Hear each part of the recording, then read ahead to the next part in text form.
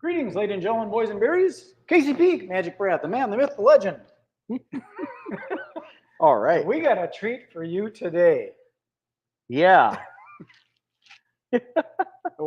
What stimulated this? What I do normally, I send Casey a text and I say, you got a topic you want to talk about? Usually we don't. We just kind of go random. And then he came back with this one about what's going on in the political world. Yeah. And I'm not big into politics, just so you know. I read the middle of the line, and I think they're both out of their mind. Both sides. Nuts. So I got into politics back in 2008 with Ron Paul. Ron Paul was running for politics. Before that point, I honestly didn't care very much about politics at all. My family is the type of family where they're either like my mom, which is kind of a bleeding heart liberal, and then you start to move from there to the other extreme, which is like my uncle. My uncle won't vote. He just won't vote because he believes the entire thing is a giant scam. I might get along with your uncle. He thinks that by voting, he is justifying what they're doing. He said, I will not vote because I don't believe in what they're doing. And I don't believe that someone else needs to tell me how to live or, what kind of laws that need to be put in place. I don't think any more laws need to be put in place. I'm not voting for them. And so his whole entire premise is that the true anarchist method is to not legitimize the dictators that are in place. And that's basically his viewpoint. I don't even have that viewpoint. My viewpoint changes, and it goes to the like how can I use this as an example? We'll use the debate of pro-life and pro-choice.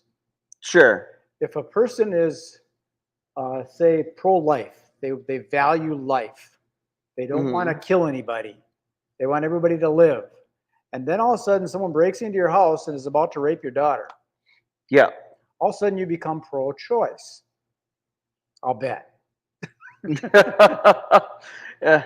So that's my point is I think that the circumstances usually change. And that's what happens with someone that's running for politics and says, if I'm elected president, there'll be a car in every garage. And then when they're elected, there's not a car in every garage. Sure. And there's a lot of lip service that happens. And then There's like when I'm watching media,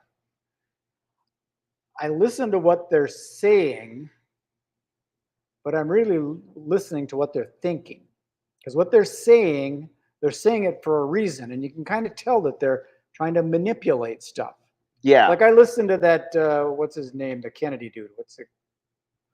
RFK? What? Yeah. RFK? Robert F. Kennedy Jr. I listened to some of the stuff he was saying and some of the things that people were saying about him. Yeah. And even when you get people talking about Trump or the ladies on The View and all that, Whoopi and Joy and all that stuff. Yeah. The stuff they're saying, they're thinking about how they're going to say it so they can accomplish something. So they can manipulate the situation. Yep. In a marketing realm of things, Seth Godin, wrote a book and he says, all marketers are liars. And it's true. This is sort of off topic, but I saw a film thing of how advertisers make food look good. Yeah. And they would do stuff like spraying WD-40 on the apples to make them shiny. Yeah. They're creating this illusion that these apples are more appealing than I'm not going to eat that WD-40 apple. Right. They waste so much stuff. There's a couple of other weird things that they do too. So when they're making it look like there is a pie, one of the things that they do is they just put a pie crust and then they put industrial foam on top of it so it's perfect. Right. And then they spray paint it. So that way it's the perfect color that they want it. It's not real. Exactly. It's an illusion. None of it's real. Which is kind of goes back into the title of this thing is psychedelics. Yeah. Psychedelics and politics. And I put that in there because sometimes if someone is having a psychedelic experience, is that Mhm. real? You know, someone's did like what is I that? think it is a psychedelic experience whenever you're dealing with politics. Well, that's kind of what I mean. It's kind of, Yeah. and that JFK guy or RFK, yep, RFK Jr. Robert Kennedy. Yep. Yeah, he was pro psychedelic kind of stuff. He is, yeah, and that's actually, yeah, I it's unfortunate that he's not running, but I understand why. He was pointing out in an He's interview still this on, he morning. said. He is. He You is can still check the he's box. still running. You can still check the box unless you're in a battleground state. He's pulling out of all battleground states. Okay. And the whole reason why he's pulling out of the 7 battleground states is because he doesn't want a vote for him to swing any of the rest of the vote anyway, and he doesn't see a clear path to victory. That's what he was saying. So if you listen to his speech, it's like super impassioned, and I think you listened to it, right? I did. Because I recommend that you do. Yeah. So basically, like his talk was all about how the media is so stacked against a third party at this point. It's bought and paid for. Well, the media is very manipulative. Just They like, are. like this is sort of a crossover with it. It even goes into some of the other stuff that Kennedy was talking about with our food. How Yes. screwed up it is. It's sort of almost designed to kill you, or at least so It's there might designed be. to make you unhealthy. That's for sure. Yeah, there might be the whole food industry is working with the pharmaceutical industry because if we can make them sick enough, you can use your pills to make them better. But they're not really getting better; they're getting worse. Yeah. And Well, if you listen carefully, like he talks about in there, he talks about how companies like Philip Morris started buying up all of the land, all the food supply. So yeah, he talks about that. And like he didn't mention anything in his speech. He didn't mention anything about this aspect of things. However, I know that he has mentioned this in other times. One of the things that he talked about was how China is buying up all of the pork industry. I So heard they're buying China farmland owns, or something. yeah. So basically, what happened is we had a guy in the United States who actually went around and started buying up land in order to change the way the pork industry worked. So it was more like, like a mill instead of being a little more natural. And so he was like, oh, here's a new method. We can cram tons and tons of cattle, tons of pigs. Pork, Yeah. cattle. Well, Pick pigs one. are cattle too. But anyway, I mean, technically, they're not cows, but they still are cattle. Okay. But yeah, you just have head of pig instead of head of cow. Okay. But anyhow, so you have all of these pigs and everything else, and you can fit more and more and more of them in a much smaller space, the way that he designed for it to be done. So he got some people on board for it, and he basically changed the way they did the pork industry in that state. Once he got to a certain level, he basically created the pork industry standard by creating a kind of opt-in organization, and then started doing the same things in other places. So now it's all controlled by centers, right? And central location type things.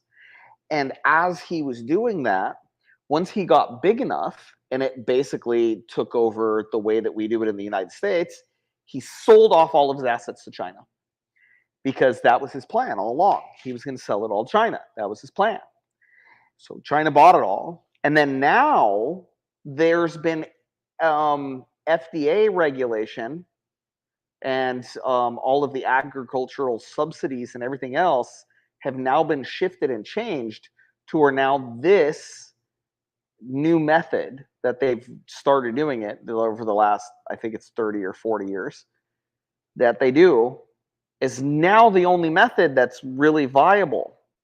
So they've basically eliminated any other method.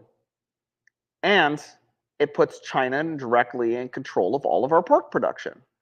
So are we supposed to do some kind of disclaimer on here that says that this could possibly be disinformation or misinformation and we're not responsible? Oh, I don't know. I don't care. So you want to know this information yourself, go look it up. I always encourage everybody to go look information up anytime they want. We will do our best to have links for you and to talk about subjects in detailed enough information where you can decide for yourself what the hell to think. Yeah, because use I your am own not, mind. it is not my job to tell you what to think. And that is the core of my belief whenever it comes to politics. It's not my job to tell you what to think. Yay. So I'll go with that. So yeah, I mean, with that as a disclaimer that it's not my job to tell anyone what to think, I'm gonna go back to talking about. I'm surprised you didn't put up our buddies over on the TikTok today. Did it not work very good last time? I did. I don't know what it did. Oh, you didn't check the stats to see what your live did? Well, I kind of looked at it. We can look at it after, but I'm not a big fan of TikTok. Okay, that's fine. It's goes either way, and I've said something. I think I was joking around once, and I said something mean to somebody, and they closed me down for 30 days. So I figured we're on this controversial topic. TikTok would shut me down in a minute. Well, I mentioned China, so probably there would be that. If you, it's weird. I mean, on that topic, it's kind of weird. You can't say the word rape, so they say grape instead. But you'd think their algorithms would figure that out and still cancel you if you said grape. Right. It's weird. They're controlling the language that we can use. Well, yeah, just like everybody says unalived. Yeah, you can't say murder, kill. Say them all. Assassinate. Right. Those are all no-nos. Execute. So going back to our topic, though, because I was talking about like how I got involved in politics. Basically, going all the way back to 2008, Ron Paul was running, and one of the things that Ron Paul did is he taught people how to be involved in politics. That was actually the most brilliant move that Ron Paul made, was that he taught people how to be involved in politics and win. That was the thing that was very unique about Ron Paul, and by all means, anybody who wants to go look at this, you can go look at this. It's absolutely true. I was in the trenches. Absolutely true. In the 2012 election cycle, whenever he was running, the 2008, he basically, the media basically cut him out, and it made it really difficult for him to run. But between 2008 and 2012, he did so well teaching everybody how to be involved in politics. He completely undercut the way that they do a lot of things. So he basically put a lot of people in as delegates to go vote for Ron Paul. Now, delegates are the only ones that matter in our system because we're a representative system. Right. So if you want to actually make a difference in politics, go be a delegate. That's the only real vote that matters. Right. So that's what he did. He taught everybody about the delegate system, how a caucus works, how to go caucus, everything else. It was so effective and it was so good that by every stretch of the imagination, Ron Paul should have been the president in 2012. The only reason why he wasn't was they literally broke all the rules. So they would bus people in. They would separate anyone that they knew that was voting for Ron Paul. They would separate them into a different bus than other people. They would conveniently lock the bus down and not let the people off the bus whenever it came voting time. They would take people to the wrong buildings. They would take people for the Republican conventions. They would actually take people to one area where they said that people were going to be at, an auditorium. They would lock the auditorium and put like poles through it, like seriously, like fire hazard style. Like, you know, you were trying to prevent zombies from getting somewhere style. And they put poles in it. to prevent them from getting out, and then they would go to the area where they were really holding the convention at. Mm-hmm. And it would it basically undermined the way that it did it. There was even a report that came in, and I personally talked to somebody who was at this convention. So this is actually, this is still third-hand knowledge, but it is absolutely direct information. I was learning about all of what was happening on the floor. Well, in 2012, they actually had, for that election cycle, they actually had this old guy who went out on the floor, because they talk about, here's a mic. You can go out to this mic and you can tell people why you're voting for who you want to vote for. He went up there and he said, well, I'm encouraging people to vote for Ron Paul. Oh, no, you can't speak. He goes, excuse me, I have my time. I'm going to speak now. I have exactly this long. I'm going to continue my speech. And he goes and he starts to talk, and by trying to change the rules and everything else, getting him to shut up, this old man, they were trying to shut him down. And he was like, this isn't the way that we do this. And so they had an off-duty police officer escort him away from the mic forcibly. They grabbed the guy. The guy was like, I'm exercising my First Amendment rights. You are performing an illegal act right now. I am in my rights to be where I'm at based on the rules of the convention and the rules of the situation. Mm-hmm. You don't have any right to remove me right now. Remove your hands from me. The off-duty police officer proceeded to put him in a hold that twisted his arm painfully behind his back until it broke the guy's arm, to drag him away from the mic, because they literally didn't want anyone talking about Ron Paul. That is the only reason why Ron Paul did not win in 2012. By a landslide, all the people wanted Ron Paul. So that same So I got involved during that time frame. That's my point. So that same physical way of doing that, now they're doing it digitally. No, it's still very physical. You still have to go in. Like there's the way that the caucuses work and everything else, it's still very physical. You still have your state conventions that you have to go to. Everything still has to be ratified in the same ways. Being involved is exactly the same. Now, if you're talking about the actual populist vote, the populist vote is not actually what matters. There are some states that have changed the rules on this because of how 2012 Ron Paul elections went down. So basically, if you had a national delegate and that national delegate went out there, the way that Minnesota had its rules was that for the first round, right, you had to vote for the person you were slated to vote for in your area. You were obligated to vote for them like that. But that's only the first round. It's hardly ever that anyone gets the nomination first round pick. So after the first round, you can nominate from the floor. And so that's what people were doing, is nominating Ron Paul from the floor. Oh, they were mad. It caused a big upheaval. There was this big giant to-do about it, and it ended up causing a lot of rule changes, and they ended up changing the laws in certain states to prevent that from ever happening again. Well, my point is you can change really the weird. laws to prevent it from ever happening again, but that doesn't do anything. It will still happen again. Because they will cheat. Well, no. Cheat. The laws was not to prevent people from cheating. The law was actually there to prevent somebody who was not one of the approved candidates from getting my in. point, it doesn't matter. That's what I mean by they changed the laws. My point is it doesn't matter.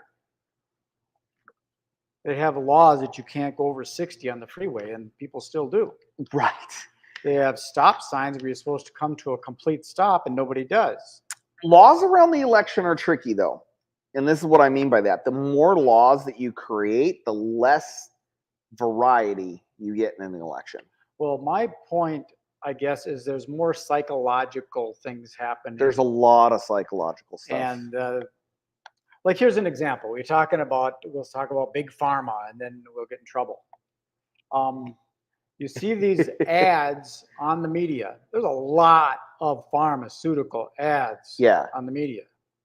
I don't watch much regular TV, but tons of them. There's like 60-80% of the ads time is all pharmaceutical stuff. Oh yeah, And the with the pharmaceutical huge commercial disclosures. is this beautiful long-haired blonde girl chanting or springing through the meadow with the flowers and the weeds are blowing, and it's all these wonderful things that you take a little bit of this. Then in the fine print it says, stay within 3 feet of this or you're going to die. Basically, yeah, But it has people this don't read the law, fine print. They just look at, oh, that's wonderful. I need some of right, this size of fan or whatever they call it. of whatever the And heck then it they is. buy Yeah, that. Just talk to your doctor and he'll write a prescription for you. it's And people do it. yeah. I'm The a, system is very gamed. It's very gamed, but that is exactly what Kennedy talked about in his speech. He was talking about how gamed the system is. That's the reason why it doesn't work anymore. He talked about whenever Ross Perot ran for president, which Ross Perot almost won. Like, he was close. Ross Perot, it was a three-way race. That race was actually a true three-way race. Ross Perot had a real chance of winning. And a lot of people don't remember Ross Perot because most people are just too young. And that's okay that people don't remember that. But here's the statistic on it. When Ross Perot was running, they featured Ross Perot on the news because it was real news back then. They featured him on the news. I think he said it was like 67 times or 57, whatever. It was a lot. And then he was like, how many times they've interviewed him during this entire run? Two. The entire time that he has been running, they have blackballed him from any of the news and any of the TV. The minute that he ended up saying, oh yeah, so I'm going to go ahead and back Trump then, because, he wants to get things done. Like, for anybody on there who is like upset about that, you need to go listen to his speech. It's actually critical that you understand like his speech and not what Ross it is that Perot's he speech. stands for. Yeah, Robert Kennedy. So, but if you go listen to Kennedy's speech, it's critical to actually understand why he feels the way he does, and it makes a lot of sense. But basically what he said was, with the system gamed the way it is, and the system being as corrupt as it is, there's no way to really make any headway as a third party anymore. So he's like, well, I'm not pulling out because I promised people that I wouldn't. I have to pull out of these battleground states because of this reason. And then he said that Trump would at least listen to him in regards to some of the healthcare stuff that he had to say. And his healthcare stuff, it's funny, it's very quote unquote controversial. And it's funny because it shouldn't be controversial, because he only talks statistics with people. How are statistics controversial? Statistics are just what they are. They can be read a bunch of different ways, Yes. but they're just what they are. Yeah. So they're not controversial. Well, they can be controversial because if you use a whole bunch of these statistics, but very little of these statistics, that's kind of right. But that's also one of the things that he talks about. If you listen to a lot of right. his speeches and stuff, he talks about how they game the system that And way. I wanted to add that the system is not corrupt. It's the people in the system that are corrupt, that are using the system. Yes, the system is more corrupt now than it has been in the past because there's a lot of problems that have been put in place by law now. So, like, there's these laws that actually circumvent the democratic republic system that we have, You mean because like it's a democratic republic system. We have a republic. It's not a democracy. We have a republic, but it's a democracy on the local level.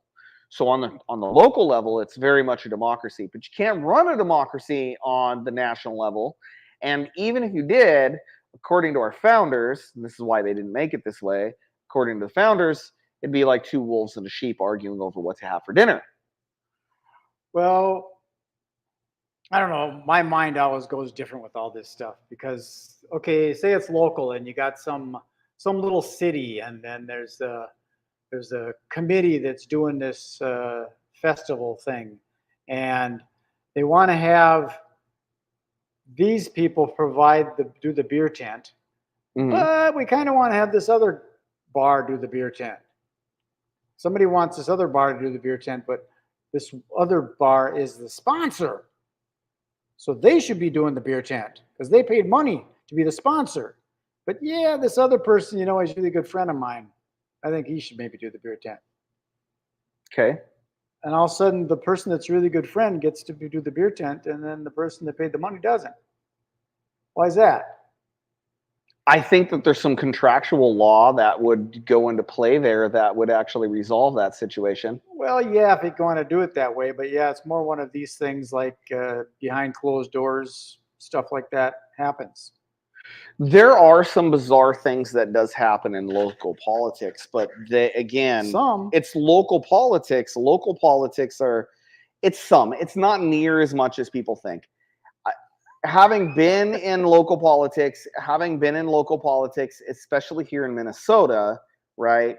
People genuinely care about what's happening in their city, and most of the people actually have good opinions as to what it is that they're looking to do in the city, but your training is funky.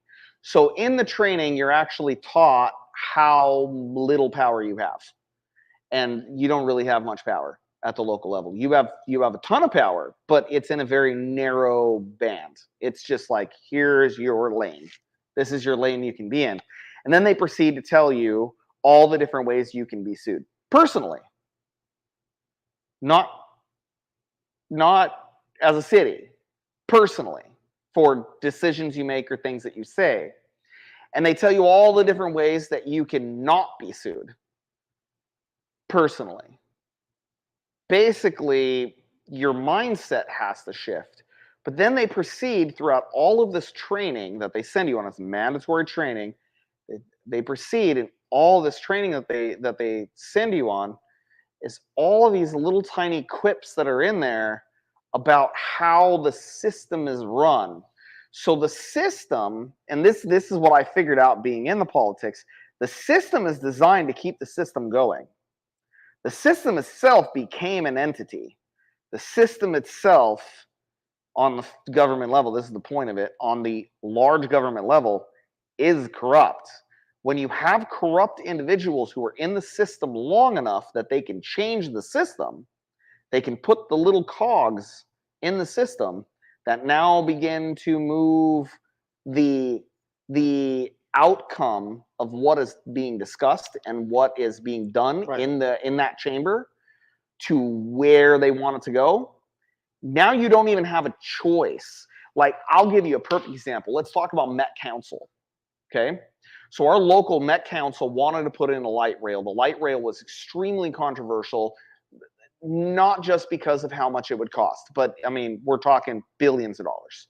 It's an extremely expensive project. It's way over the top. A lot of people were like, that doesn't even make any sense. It's old technology. We're not even going to need that technology in 5 years. This doesn't make any sense. And that was kind of the talk. So people in Crystal started saying, we don't want this to come through. Here's the kind of community that we are. This is the kind of community that I expect us to be. And this is why I want to continue. The beads keep on hitting the mic. That's okay. So, and this is why I wanted to continue this route. It made a lot of sense. I can't really talk details because it's been so many years. It's been like a decade since I did this. But anyhow, so here we are. We're in the midst of this. We're in the midst of talking about all of this and everything else. And then they come in and they're like, oh, yeah, so here we need a vote for you to whether or not you're going to approve the light rail coming through. So basically, the vote for the light rail is yes. Yay, we're going to stamp your yes. No. Oh, we're going to take you to court and we're going to change your answer to yes. I'm not kidding you. That's the actual answer. Because you have to have very specific reasons on why not to say no. And the only thing you're allowed to say no to is you're allowed to say no to the way that the plan distributes things in the area. which means they can change your no to a yes by addressing those things. And it's legally, that's what they can do. They can take it to court and they can make that no into a yes legally, and then it shows on the records that you voted yes. So it's a very strange thing.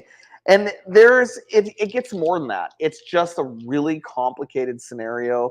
It's really funny that there is allowed to be an entity that's out there that can unilaterally decide to do something and then force it down all the city's throats. And it was not just our city that was looking to say no. There was a couple of cities that were looking to say yes, and pretty much 80% of the rest of the cities along the trek of where this rail would touch wanted to say no. They just were basically told, you don't really have the right to say no. You can either say yes and go along with us, or we're going to make you look stupid and we're going to change your no to a yes anyways. Mm-hmm.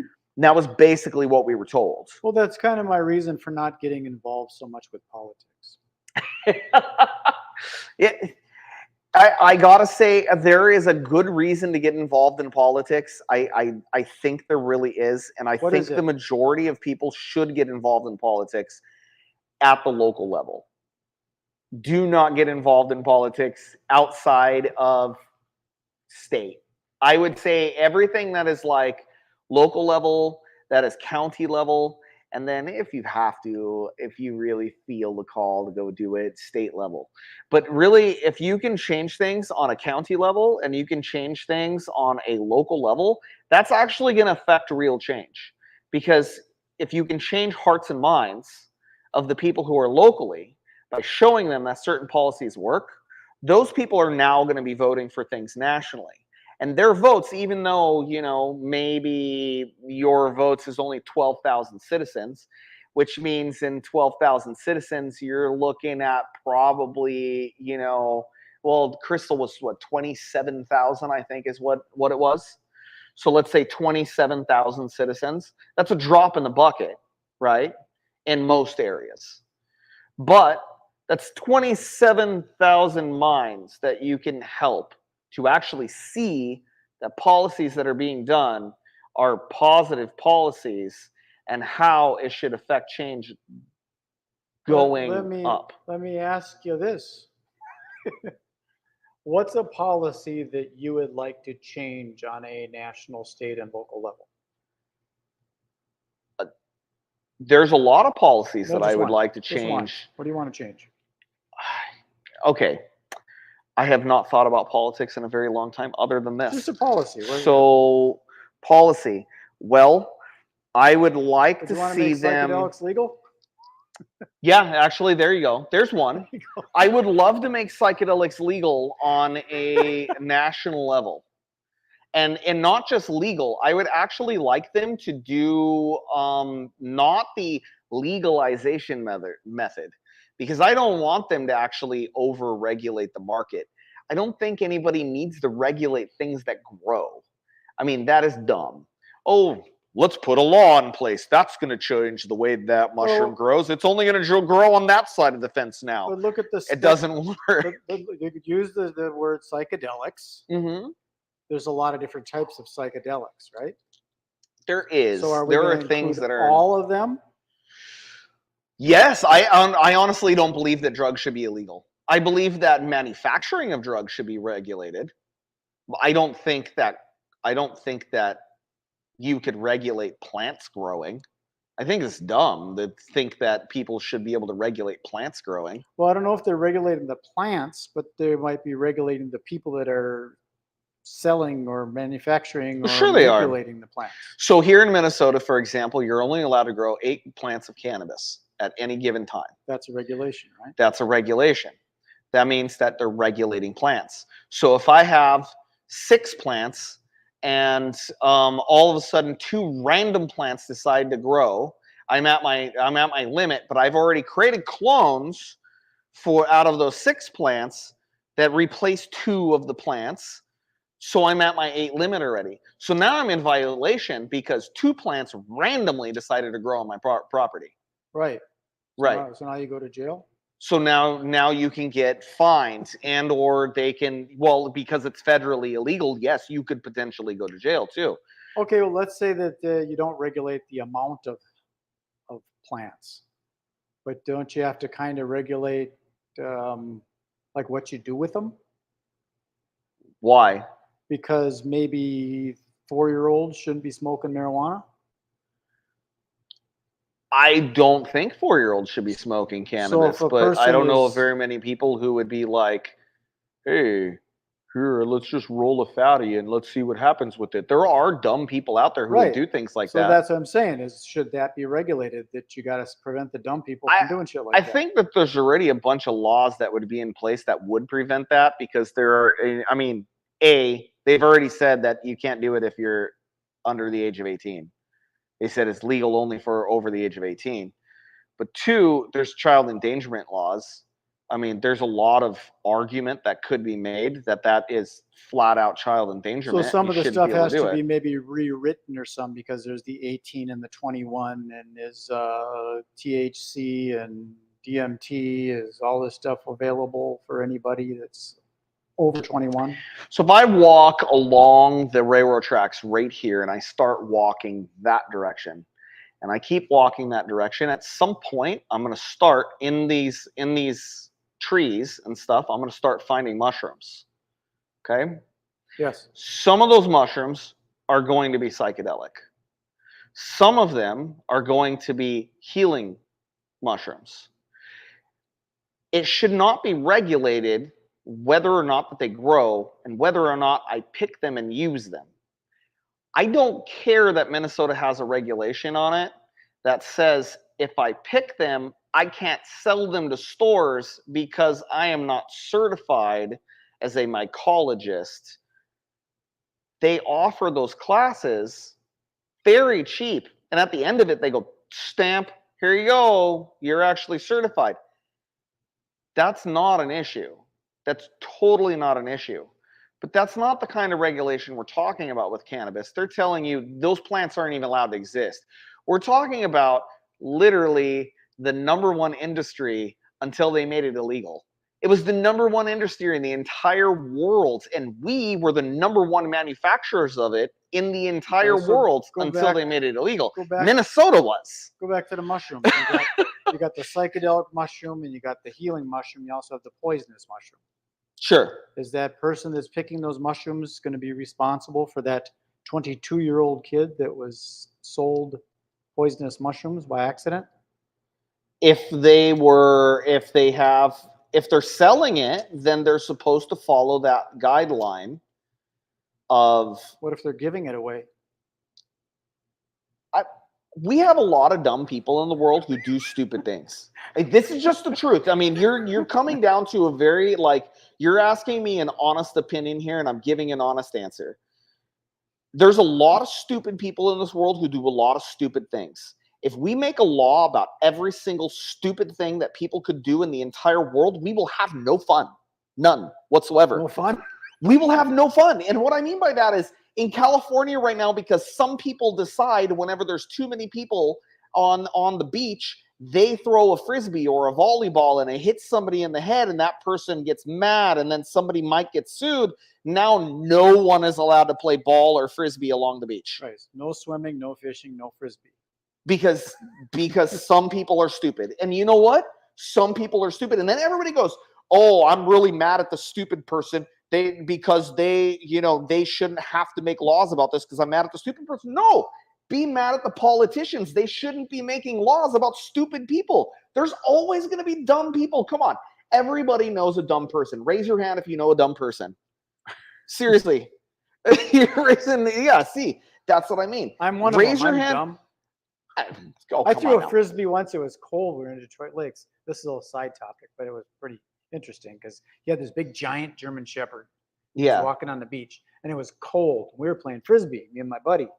Yeah. I threw the frisbee and it went like this and I go, heads up, and he looks up and it hit him right in the bridge of the nose. Ooh, I did that to my kid once. So that wasn't really a dumb thing to do. It No, was just an accident. But duck instead of heads up probably would have been better. Maybe. 4.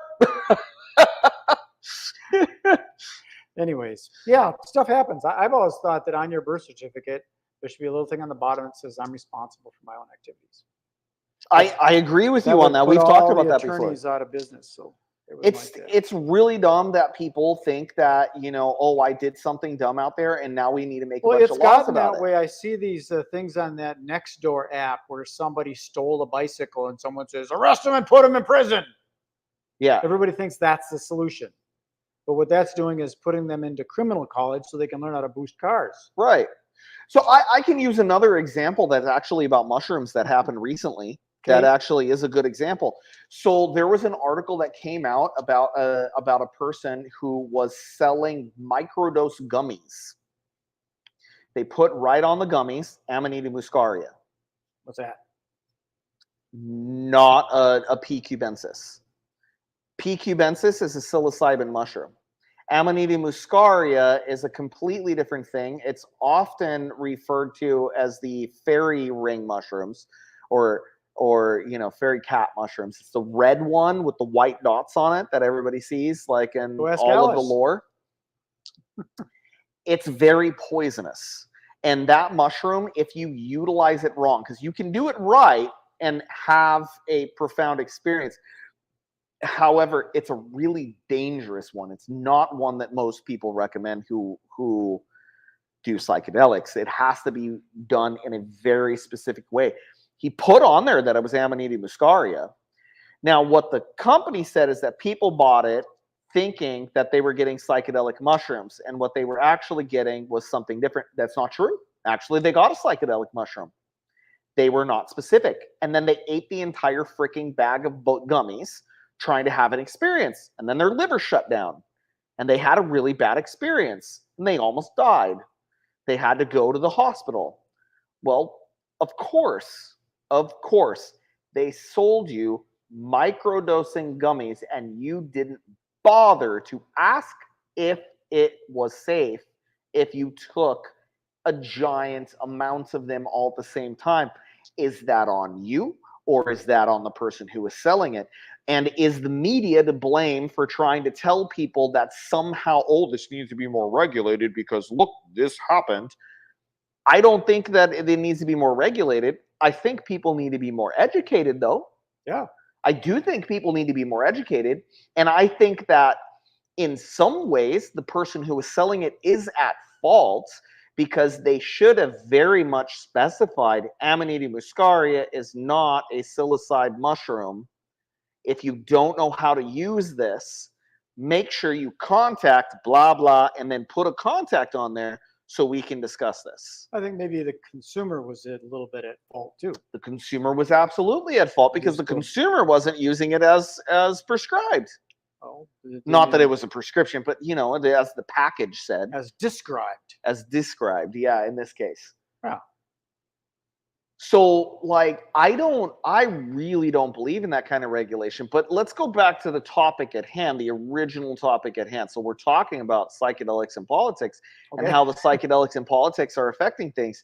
And here is what I wanted to bring up. So RFK, if you listen to his speech, he doesn't mention this, but what he does mention is that he wants to make a difference in our healthcare and in specifically removing a lot of the chemicals that are in everything, which includes the amount of chemicals that we take in our body. And he started talking about some of the scary stuff that's out there, like some of the scary drugs that they're coming up with now that they want to give to 6-year-olds. They just want to go, oh yeah, oh, your kid's fat. Here, take this. It'll prevent fatty liver disease. All you need to do to prevent fatty liver disease is tell them, oh, your diet is obviously mostly processed food. Stop eating all the processed food. Yeah. That is all that they really need to do. But no, they want to give them a bunch of medication. And so he's very concerned about this going forward. And he was talking about the legislature that's currently in the government. It's currently being voted on by the Federal House of Representatives. The Federal House of Representatives, they currently have a bill in front of them that further marries the companies that are pretty much the worst offenders, the drug companies, to our system more, to our political system more. And as these go through, it's causing a bunch of issues. And what he said is, he said it scares him because if we don't take care of it within 6 years, he said, if we have 8 years of Kamala Harris, he's like, 6 years, it's done. He said 4, it's not really going to be unwritable anymore. Like, you won't be able to right the ship anymore. He said, he basically said, our country is being taken down from the inside. It's just, they're all just making us unhealthy. If you have an unhealthy country, let's skip back in history a little bit. Let's go to World War II. When World War II happened, one of the reasons why we have regulations on vitamins and on kids, on feeding kids and things like that now, the whole reason why it happened is because during the Great Depression, there was a big thing about feeding people and kids pencil shavings, sawdust, and corn cob, ground up corn cob. Literally, you can't digest it. It's just bulk. You can't digest it. It's like bulk fiber. Like, great, it'll make you poop, but that's really about it. So the people going in were so malnourished that most people weren't passing their physicals properly. They actually had to nourish them to be able to pass their physicals. So they ended up coming up with a lot of this regulation, right? That was supposed to be helpful. Well, then they started putting chemicals and everything down the road because Philip Morris and other tobacco companies that were out there knew that all of the unhappiness in regards to the tobacco that was going on out there would eventually make their magic money that they were able to create kind of start to wane and disappear. So they were like, oh, okay, well, let's just start buying up all the ag. So that's what they did. They went and they started buying up all the agriculture. They started buying up all the food production. And then they started putting chemicals in the food. And that's whenever the chemicals started going into the food, because it made the food more addictive. That was the purpose, was to make the food more addictive. They didn't care how it made us. And now at this point in history, they're saying, what is it? 1 out of 6 kids under the age of 10 has fatty liver disease. Now we have kids who I think they said the latest statistic was 1 in 10 children is autistic in this country. Definitely overweight. Definitely overweight. So they're talking about, they're talking about all of this, and Kennedy, he has a lot of doctors that he talks to who talk about the fact that it's literally being done to us, and it's kind of like they do this on purpose. A lot of people are like, oh yeah, well, it's just a conspiracy theory. It's not a conspiracy theory. If you follow the money trail, Well, you can see where it's all happening. I want to debunk the concept of a conspiracy theory. But it's not even a theory. That's my point. Right. So a conspiracy theory isn't a crazy thing. It's someone theorizing that something's being conspired to do. Right. Conspiring something. So it's not that you're crazy. Because some people are trying to, oh, you're a crazy lunatic conspiracy theorist. So realistically, there are 2 things that we know for facts that are happening in our world right now. We have two things that we absolutely know that are happening in politics right now. 1, we know there's a bunch of people in the freaking government who are corrupt. We know it. We know there's a bunch of people who are corrupt.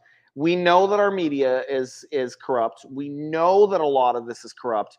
And we've been having a problem with that for years. And basically, 9/11 happened. And with the way that 9/11 happened and the 9/11 went down, they were able to put into act all the Patriot Act laws. And it caused a lot of issues in that area, because now they could actually dictate what is allowed on media and what is not, based on national security. So they started being able to tell our media what they're allowed to publish. Yeah, do you think that was just a happenstance, or do you think that was something that was planned out?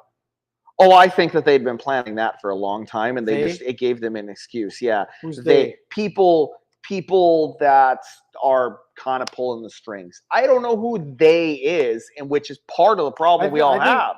I think they is a whole bunch of it's people nebulous. that have they have this method of doing this agenda, Right. this, like, here's a quick example. Say somebody wants to make a bunch of money and they're a lobbyist, and their dad makes these little things that go in the seatbelt.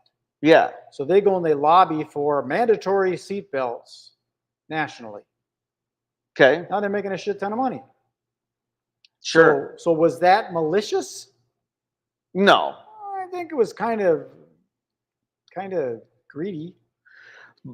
I think that there's a lot of malicious decisions that are out there. But there's a lot of stuff like that happens. That there is. Like aside from the seatbelts, you get into the whole warfare thing, the military complex. Someone says, "Hey, we should probably vote for or lobby for this contract." Yeah. And that's kind of goes back to my local thing, that kind of stuff can happen if someone's got two letters and one's going to go to this contractor and one's going to this contractor, and the secretary is supposed to bring them to the post office and put them in the box. And she's running with her coffee and she grabs the things, but one of them falls on the floor by accident, and she puts the other one in the mailbox, and she gets all the way back to the office and oh my God, I forgot to put this one in there. I'll get it there first thing in the morning. Mm-hmm. Now, did she do that intentionally or did she do it by accident? And how can you tell? Sometimes it's hard to tell. There's a lot of that stuff that's happening in this is. World. And I know that because I'm a magician. So the second thing. Here's the second thing. We all know our medical system is corrupt. All of us know that at this point. We know the medical system, specifically the pharmaceutical industry, is corrupt, because this pharmaceutical industry is there to make money off of us being sick and needing their drugs. Yeah. We know that. So why in the world is the pharmaceutical industry so invested in our food? And why do we let them? Well, it's dumb. Some people let them because they don't know any better. Right. So we have, so here's going to where it ties into RFK. So RFK talks about these things, and he talks about that's the reason why he made the decision that he did. And here's where it ties into psychedelics. So RFK, if you go to RFK's website, you go to his campaign website, he is the only person who is talking about it, and there's a link on his website about psychedelics. Trump is talking about to RFK about making RFK in charge of certain types of national policy that could root out a lot of this corruption, but it would also change certain policies and the way that we do things by making things more natural. And if you go to his website and you look at psychedelics, he talks about not only does he believe that psychedelics are extremely effective and revolutionary, he talks about his own son having experiences with psychedelics that saved his life. And he talks about friends that he knows utilizing psychedelics and it's saving their lives. So this is a man who is passionate about our healthcare, about getting rid of the chemical soup that we all swim in on a regular basis, because it's in our water, it's in our food, it's in our plants, it's in the air that we breathe, it's in everything at this point. And we in the United States have it worse than anywhere else by a factor of like 16. It's awful here. It's really awful here. I mean, there's a reason why Monsanto is doing better than it ever has. They're based here in the United States, and they created Agent Orange, and that's how they began. And here we are with them as one of the largest manufacturers in the world, and they're coming up with the ways that they genetically alter food, and we accept that instead of burning it to the ground.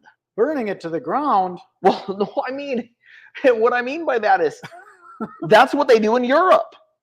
In Europe, if their food gets contaminated with Monsanto food, if it gets contaminated with GMO food, and I'm talking about Franken corn, right? That has Frankenfood, yes. yeah, that has fish genes in it, right? They burn it because there's no way to get rid of it. They literally burn it. They burn all the fields if it gets Right. contaminated. So we'd have to burn down a lot of stuff. So like, I don't know why Americans feel the need to be a part of this, and Well, I don't think, and I honestly don't think that the average person wants I to don't be a think part they of that. know any different. I mean, you walk into the grocery store and they start picking stuff off the shelf and they look at the little label and it says, you know, natural. So they think that it's natural. So Yeah. it says natural on it. They believe what they read and they hear. It's Yeah. nature's way. Okay, I'm going to buy that. It's good for me. Sure. So I have a solution. What's that? Okay, we got a couple minutes left and then it's 6 o'clock. But here's my solution. And money is a global thing, but we definitely have it. It's a factor here in the United States. Yeah. Right? And there's all these corrupt stuff going on. And we mentioned the thing about the birth certificate. I'm responsible for my own actions. So you remember when Vivek was doing the universal basic income? Yep. And he had this thing called democracy dollars. Yep. Do you remember the democracy dollars were used to prevent lobbying? Yep. Whereas the government gives you X amount of democracy dollars that you can use to invest in the people you want elected. Yeah. So something other than democracy dollars would be health dollars, where the government gives every United States citizen, you got to be a U.S. citizen, that is not in prison, they're law-abiding, and they're over age 21, they give them X amount of dollars. These dollars you can spend on what you want to spend it on. Now you can spend it on junk food, fast food restaurants, crap, donuts, or you could spend it on good, healthy, clean, organic, farmers market type food. That would be the solution. I think that the people that bought the crap are going to die. That's okay. And the people that didn't buy the crap are going to live. I wish it was that simple, but the problem is that whenever people eat the crap, they don't die immediately. It takes decades to kill them, and it's not really them that I'm worried about. But it's their kids that I get worried about, because here's the reality of it. You damage your DNA, right? And this is proven. This is proven facts that are out there. If you do something with your DNA, you go out there and let's say you go and you exercise, or you go and you learn Krav Maga or Taekwondo, right? You learn Taekwondo because you learned Taekwondo. That was your thing. So you do that. Now your body knows how to do this Taekwondo. And when you have a child, everything that you've taken in to that point goes into genetic memory. Right. They've shown this. Like they can track bits and pieces of it now. They don't really fully understand how it goes, but they know that genetic memory is a real thing. It just makes sense. It's garbage in, garbage out. Right. So if you eat a lot of shit and you treat yourself like crap, and then you have a baby, and then that baby is autistic, and now there's a huge burden on society. But let's not even talk about the burden on society. Let's talk about the burden on the future genes. Now that kid grows up and they have damaged genes, and now they have kids, and their kids have mutated damaged genes. The other element that needs to go into this is education and teaching people that going and getting a quarter pounder with cheese and some of those French fries probably isn't the right thing to do. You can educate. Well, that depends. Are you going to Five Guys, which is pretty natural? And Five Guys does everything in a fairly healthy way. But these are choices that people can make. So if there's you go to McDonald's, which if you let McDonald's food sit outside, even the insects won't eat it, and no mold will grow on it. Right. So, but this is an education thing, and sometimes it's just. I mean, I did it myself. when I was with Media Max and stuff. My breakfast was an egg McMuffin and a cherry pie and a cup of coffee. There you go. That's how I had a stroke. I was eating junk. It was my own fault. Yeah. So if there was a public service announcement that every morning it says, remember, don't go eating junk. Make sure you eat something healthy. Now I can make a decision. I can go, gee, is this McDonald's junk? Or should I go over to this other place? Right. We don't know if McDonald's is junk, do we? Do you think McDonald's is junk? We don't know. Well, what Kennedy proposes is a little bit more radical. He actually wants to start eliminating all the chemicals out of our food. But he wants to start with just the simple regulations of, and this is just what he's been saying, he wants to start with the simple ones. The simple ones are all the things that are already banned in Europe. That's not going to happen because the media and big tech and big pharma is all connected together, and the insurance companies, and they're not going to let that happen. I don't know that that's necessarily the case if you got the right people. Well, you're not going to get the right people in office because it's corrupt. You might. Good luck. It's possible. But I don't know about this election cycle. I would have voted for Kennedy, but now that he is not votable, I think you should vote for your state representative and let your representative go in and get Kennedy. I was a state representative once. I didn't go to national. I went to state, though. That's someplace to go. Yeah, I did. I went all the way to state, and then I ended up on Crystal City Council. Okay, you want to shut this off? Or you want to talk some more? We can totally shut it off. Yeah, we do have other things. It's 6 o'clock. So I saw people on and off this time because it was a controversial topic. I'm sure everybody was like, "Oh my God, I don't want to hear about people talking about Trump. There's still somebody there. I don't want to hear about people talking about Kennedy. I don't want to hear about people talking about politics." There's still 2 people watching, but I don't know if they're on LinkedIn, Facebook, or YouTube. I don't know. Hey, so thanks for joining us. We really appreciate it. We love interaction. If you want to send us questions or anything like that, or emails, and have us answer questions, we would love to do that. Psychedelics is my thing, in case you don't know me. That's my thing. I don't have a thing. He has lots of things, but yeah, he likes doing a lot of sleight of hand magic, and also he does meditation. Sleight of mind. There you go, sleight of mind. Yep. Perceived reality. Boy, we didn't even get a chance to talk about the grief ritual yet. Should we spend 5 seconds talking about the grief ritual? Yes. How can they learn more? You can one place you can go is, I know, this is what we'll do. There you go. Link it. You have a link. I'll put that there. The link is in your power. That link right there says My Synergy Retreats. That's one of my Synergy properties. And there's a banner on that link page that takes you to the Healing Grief Ritual, October something or other October. Yep, October. It's the weekend of October 27th. And yeah, it's going to be in Glencoe.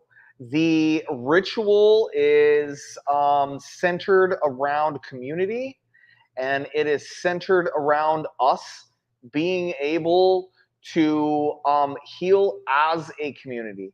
So that is really the heart of it.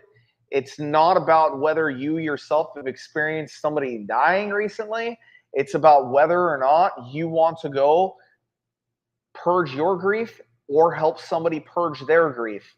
And the way that they end up doing it is it has to do with ancestors.